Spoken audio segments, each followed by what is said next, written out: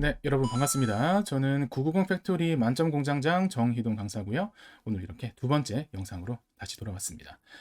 제가 저번에 올린 이제 파트 우회적 답변 영상을 보시고 이렇게 많은 분들께서 아주 긍정적인 피드백을 남겨주셨습니다.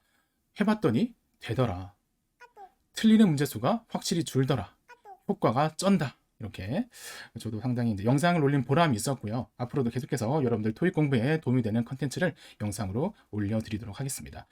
자, 그래서 오늘은 제목을 파트 6 기본기 다지기라고 붙이긴 했는데 사실 어떤 문제풀이의 테크닉이라기보다는 이제 기본적인 마인드, 마음가짐, 태도에 조금 더 가까운 것들이긴 합니다.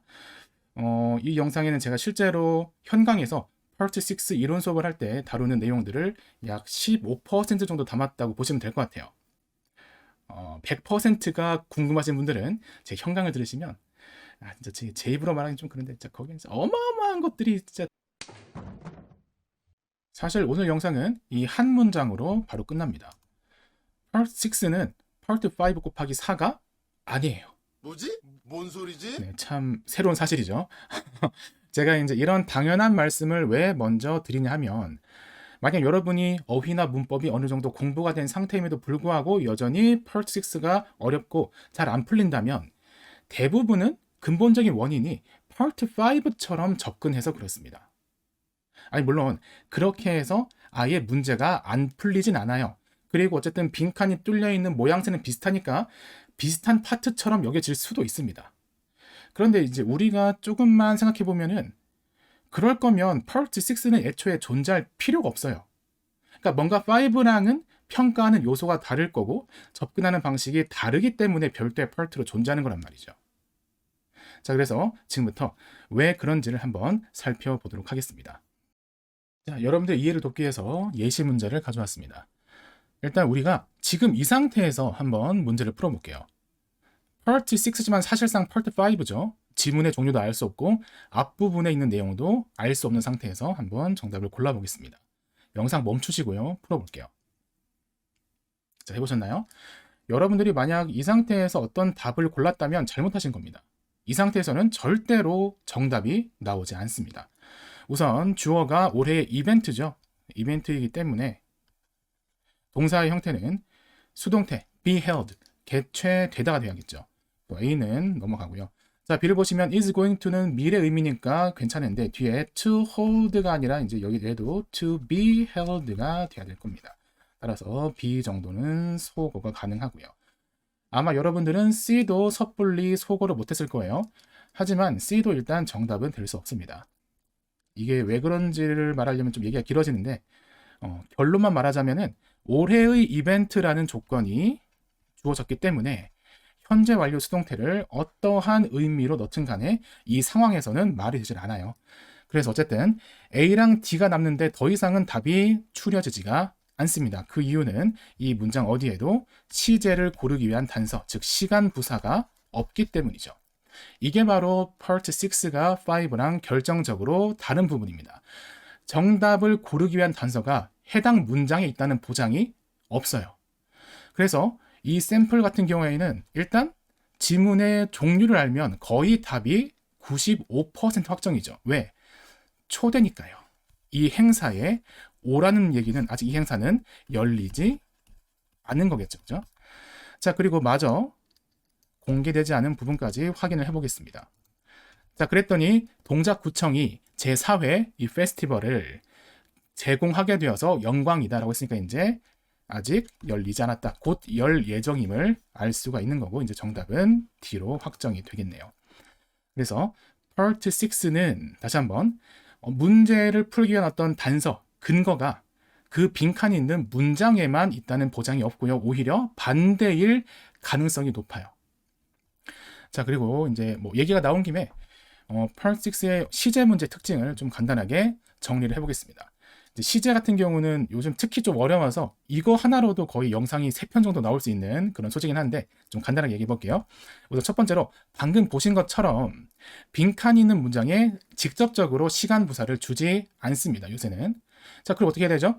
다른 문장에 있는 사건과의 선후관계, 다른 문장에 있는 어떤 내용들을 잘 따져봐서 복합적으로 푸셔야 되고요. 여기 보시면 이제 제가 1차원적인 접근을 하지 말라고 써놨습니다. 이 말은 무슨 말이냐? 예를 들어 어떤 A랑 B라는 문장이 나란히 붙어 있을 때, 뭐 예를 들어 얘가 시제가 과거다. 그러면 B도 과거 아니야? 혹은 이게 나중이니까 B는 뭐 현재나 미래겠지? 이런 식으로 하는 건 아니란 말이에요. 반드시 면밀하게 문장의 의미 그리고 논리적 관계를 따져보시고 시제를 결정하셔야 되고요.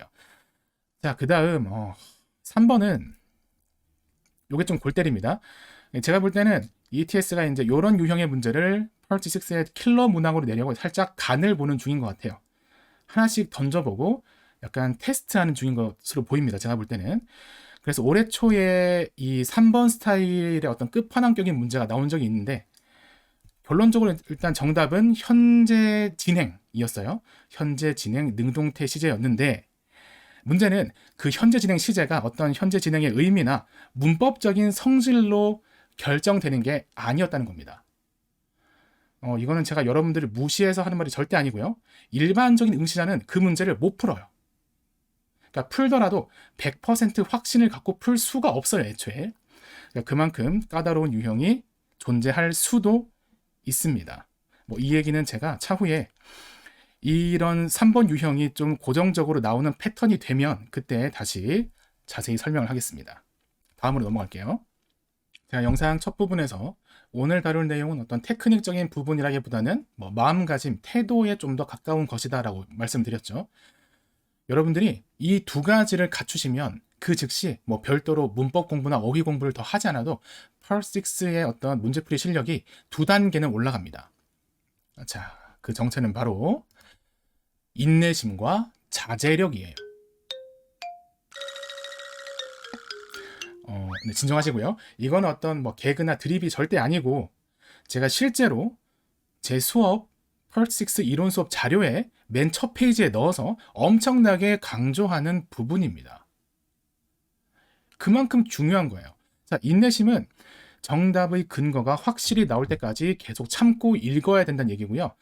자제력은 내가 빈칸 하나하나를 빠르게 해치우고 넘기고 싶은 그 충동을 억제하란 얘기예요. 자, 여러분들이 이제 문제를 틀릴 때 패턴을 보면 이런 식입니다. 잘 모르겠어요. 예를 들어 헷갈리는 게 2개 이상이야. 아니면 내가 마음에 드는 보기 A가 있는데 얘가 정답이라는 100%의 확신이 없어. 그럴 때 여러분들은 보통 어떤 포인트 하나에 꽂혀서 그걸 가지고 시나리오를 씁니다. 증거 있어? 시나리오 쓰고 있네. 그래서 거기에 맞는 걸 고르고 넘어가죠. 그러니까 문제를 틀리는 거예요. 왜냐하면 여러분들은 시나리오를 올바르게 쓸 능력이 아직 없기 때문입니다. 네, 팩폭 죄송하고요. 아무튼 섣불리 정답을 고르지 않는다. 자, 이거 하나만 딱 정확하게 잡고 가셔도 여러분들은 지금보다 Part 6를 훨씬 더 잘할 수 있습니다. 자, 두 번째 예시 문제 같이 보겠습니다. 지문의 종류는 알트클이고요. 첫 문장만 봐도 빼박 알트클인 걸 알 수 있기 때문에 이건 굳이 제가 가리지 않았습니다. 빈칸 자이언트, 여기서 이제 자이언트는 대기업 정도의 의미로 보시면 되고요. 콤마 뒤에 명사 동격이죠. 이거 두 개가 동격이다. 자, 이 피치사가 내년에 온라인 교육 플랫폼으로 진출할 것이라고 발표했습니다.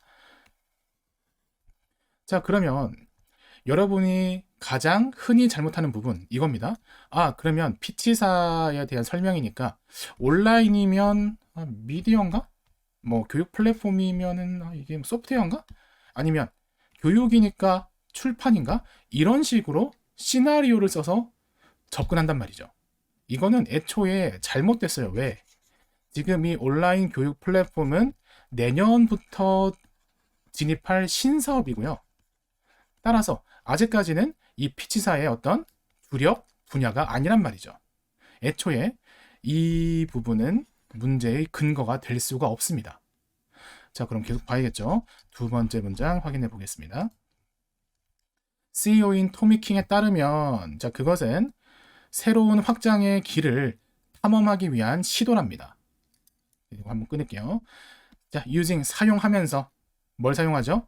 그것의 가장 인기 있는 제품들을 사용하면서. 자, 그러면 지금은 답이 나오나요? 보자. 미디어는 그나마 좀 제품과 거리가 멀어 보이긴 하고요. B, C, D는 모두 제품이 있는 것이죠. 사실 A에서, 그러니까 미디어 업계도 제품이 있을 수 있어요. 따라서 아직도 하나도 소거가 되지 않았습니다. 자, 그럼 마지막 문장을 확인해야겠죠? 이번엔 이제 킹씨의 어떤 직접적인 멘트를 인용한 그런 부분이고요. 이것이 의미하지 않습니다. 우리가 멈추거나 줄일 것이라는 것을 뭘 줄입니까? 그렇죠. 드디어 나왔죠. 고품질 모바일 기기의 생산 제조를. 이게 바로 이 피치사의 현재 사업 분야가 되겠죠. 따라서 정답은 기술 분야가 된다는 얘기입니다. 자, 물론 이거는 제가 좀 여러분들 이해를 돕기 위해서 극단적인 예시를 만든 거긴 한데 실제로 이런 기법이 적용된 문제는 지금 계속해서 꾸준히 나오고 있습니다. 그리고 이게 더 무서운 점은 지금은 우리가 한 문제를 풀기 위해서 지문 전체를 다 봤기 때문에 과연 어디에서 피치사의 현재 산업 분야가 나오는지만 보면 됐죠.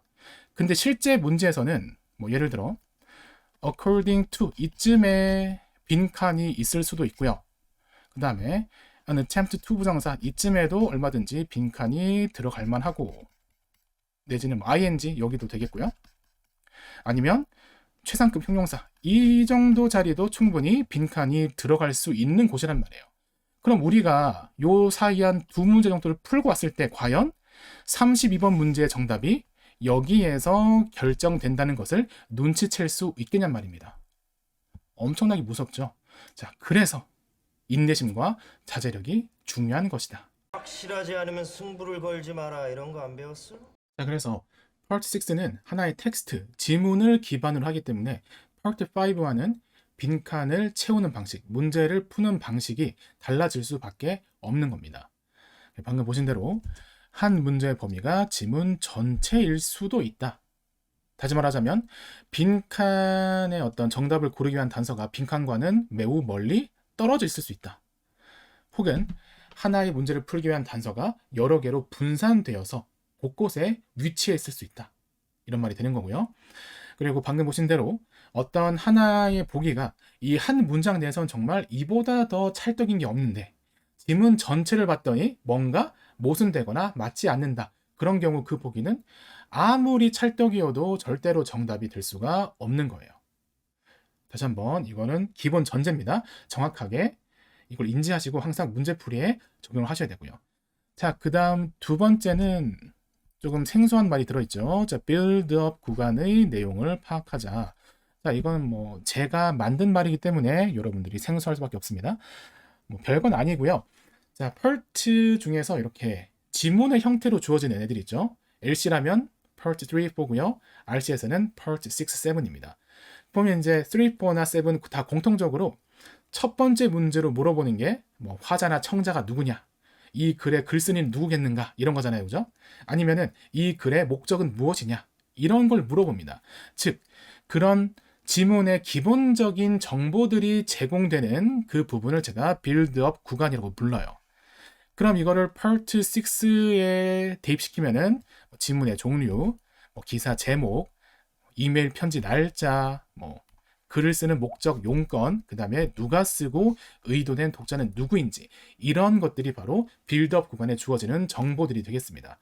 자, Part 6는 다른 애들처럼 이걸 직접적으로 묻지 않는 대신에 이런 정보들을 활용해서 풀 수 있는 문제를 넣어두는 거예요. 그래서 여러분들이 지금까지 공부를 하시면서 뭔가 단순 문법이나 어휘로는 잘 풀리지 않는 문제들은 대부분 이 경우입니다. 빌드업 구간의 내용을 정확하게 캐치해서 그걸 마지막 네 번째 문제까지 유지하면서 가져가는 게 그래서 중요한 거예요. 자, 그리고 이 빌드업 구간의 내용은 대부분의 경우 여러분들이 좀 풀기 어려워하는 문장 고르기 문제에도 적용되는 경우가 많습니다. 이건 바로 뒤에서 예시 문제를 통해서 확인해 볼게요. 마지막 세 번째 예시 질문은 여러분이 좋아하시고 저도 좋아하고 우리 모두가 좋아하는 문장 고르기 유형을 가져왔습니다. 뭐 이제는 지금 상태로는 답이 안 나오는 건 아시겠죠? 그래서 이번엔 조금 다른 걸 해볼 텐데요. 지금 이 상태에서 빈칸 앞에 있는 이 문장을 읽어보시고요. A, B, C, D 중에서 그나마 정답과 가장 거리가 멀어 보이는 거 하나를 골라보겠습니다. 아무래도 이건 정답은 아닐 것 같다 싶은 거 한번 찾아볼게요. 잠깐 영상 멈추시고 해보시겠습니다. 제가 한번 여러분들의 속마음을 맞춰볼게요. 아마도 여러분은 A가 그나마 가장 정답이 아닐 것 같다라고 생각을 하셨을 거예요. 아니면 어떡하지? 아무튼 자, 그렇다고 치고 계속 얘기를 해보자면 이 문제의 정답은 사실은 A였습니다. 빠밤. 네. 자, 당연히 우리는 글의 종류 몰랐죠? 광고였고요. 그리고 이 빈칸 문장 앞에 있는 이 단락도 보지를 못했습니다. 자, 결국 광고니까 물건을 팔겠다는 얘기잖아요. 그죠? 그래서 이 자전거 가게에서 자전거를 팔기 위해서 마치 취미를 추천해 주는 척을 하고 있다는 얘기죠. 자전거 타기를 취미로 삼아 보시고요. 결국 하고 싶은 말은 우리 가게에 와서 자전거를 사세요가 돼야 될 거란 말입니다. 이렇게요. 그럼 결국 보기 중에서 뭔가 구매를 이렇게 권장하는 그런 멘트가 될 수 있는 말은 A밖에 없겠다는 얘기죠. 나머지는 모두 물건을 사세요와는 무관해 보이죠. 그죠? 즉, 빈칸이 있는 이 앞뒤 문장의 맥락만 봐서는 이 문제가 풀리지 않거나 오히려 오답을 고를 가능성이 얼마든지 있다는 거예요. 자, 그러니까 이 말은 이런 얘기입니다. 실제로 당신의 최초 투자 비용은 $1,000보다도 적습니다. 즉, 그렇게 비싸지 않으니까 자전거를 사라는 말이 되는 겁니다. $1,000가 적은 돈인가? 아무튼 네. 여기서 할 수 있는 게 이제 지문의 전반적인 상황. 자, 여기가 바로 제가 아까 말했던 빌드업 구간이 되겠죠. 네, 지문의 종류, 그 다음에 용건, 목적들이 나오는 부분. 자, 이건 광고 지문이고 자전거 가게에서 잠재 고객에게 하는 말이기 때문에 당연히 여기는 자전거를 사세요라는 의미가 되는 말이 들어가야 한다. 이건 너무나 당연하죠. 하지만 여러분들은 이런 부분들을 미처 고려를 하지 않고 문제를 풀고 있다는 얘기입니다. 그래서 지금부터는 이런 요소들을 복합적으로 고려해서 문제를 푸시면 되는 거예요. 물론 이걸 알더라도 이 문장 고르기 유형은 꽤 어렵긴 합니다. 제가 지금 보여드린 것 외에도 사실 정답을 고르거나 오답을 소거하는 기준이 더 있지만 이거는 영업 비밀이기 때문에 이제 궁금하신 분들은 제 현강을 들으시면 진짜 거기 안에 진짜 어마어마한 게 진짜 이건 너무한 거 아니냐고. 네, 아무튼 제가 오늘 준비한 영상 여기까지고요. 여러분들이 이제 펄6의 어떤 감을 잡는데 이 영상이 도움이 되었길 바라겠습니다. 영상 유익하셨다면 좋아요와 구독 한 번씩 눌러주시고요. 저는 다음에 또 다른 컨텐츠를 가지고 찾아오도록 하겠습니다. 자, 긴 시간 영상 봐주셔서 감사합니다.